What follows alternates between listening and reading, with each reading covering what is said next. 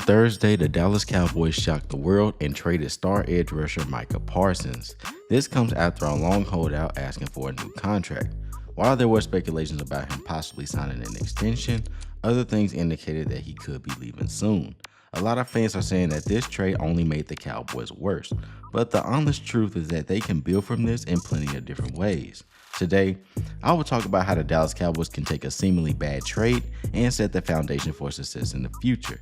If you're new to this channel, make sure you like and subscribe, but without further ado, let's get into the video.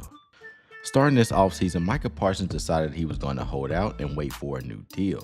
There were talks about getting one done before training camp, but this would soon become false.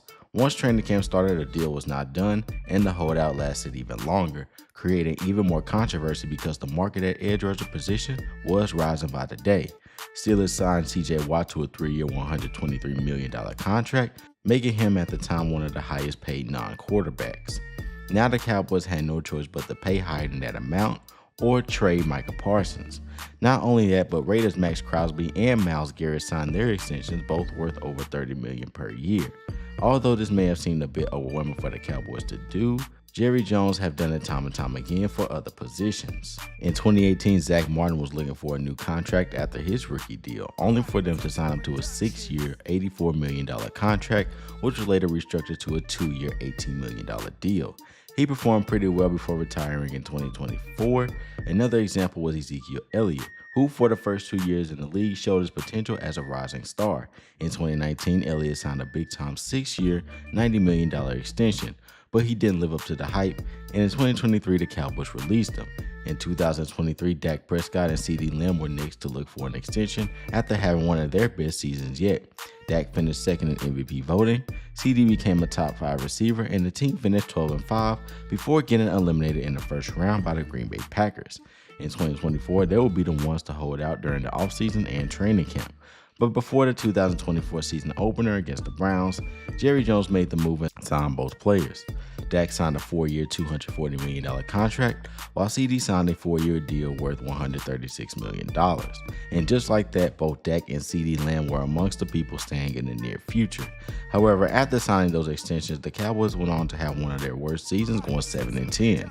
Dak Prescott got injured mid-season, and he had to miss the rest of the year. And CeeDee Lamb couldn't get going in the offense because they didn't have a run game, and he was the main target in the pass game, making it easier for defenses to cover him. In free agency, it was obvious that the Cowboys needed to sign more pieces around their team, and they did that by signing defensive end Solomon Thomas and bringing back Dante Fowler.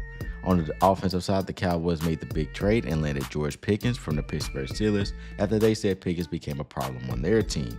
But one more thing needed to happen for the Cowboys to get a chance to bounce back this upcoming season, and that is signing their star edge rusher, Micah Parsons. The whole time Micah was playing under his rookie contract, and it was time for an extension. But in Jerry Jones fashion, he decided to wait out the entire offseason and completely stalled. Around training camp, fans and critics around the league were wondering when Jerry was going to make his move, but he ran into a few problems while trying to get the deal done. Jerry Jones had a problem with Micah Parsons' agent, David Mulligetta. Jones wanted to negotiate only with Micah, and his agent was not going for it because of the policy stating that a deal can't be done without the presence of an agent. Micah came to the defense of his agent and stated that he's not doing it without him by his side. Despite all the interviews and comments Jerry made about possibly signing Micah, it was evident that this might come to an end. On August 1st, Parsons requested a trade out of Dallas, and teams started calling. But Jones did not think that any other trades were valuable at the time.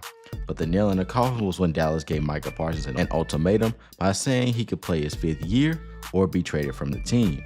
Now, I feel like he could have signed with the Cowboys, but Jerry felt disrespected by Parsons' agent and reminded him who was in charge.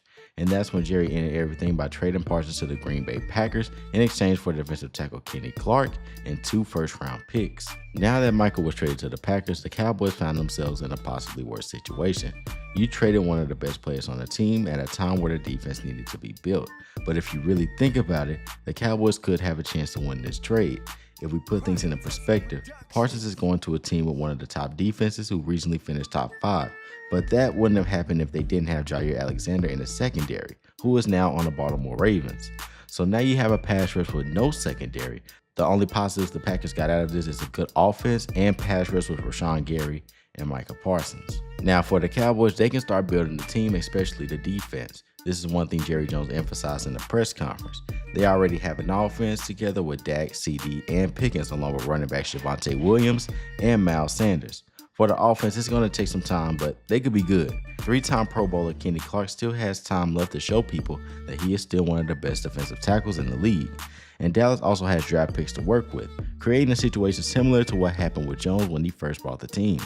In 1989, running back Herschel Walker was traded from the Cowboys to the Vikings in exchange for 5 players, who the Cowboys later released and made draft picks. With those draft picks, we saw the rise of running back Emmitt Smith, along with the growing Cowboys team that won 3 Super Bowls. Now in 2025, the Cowboys are at a point where they need something similar to that after hiring Brian Schottenheimer as their new head coach, and this season could be the start of what's to come. But we'll see in the season opener on Thursday if they're going to be a great team this season. But that'll be the end of this video.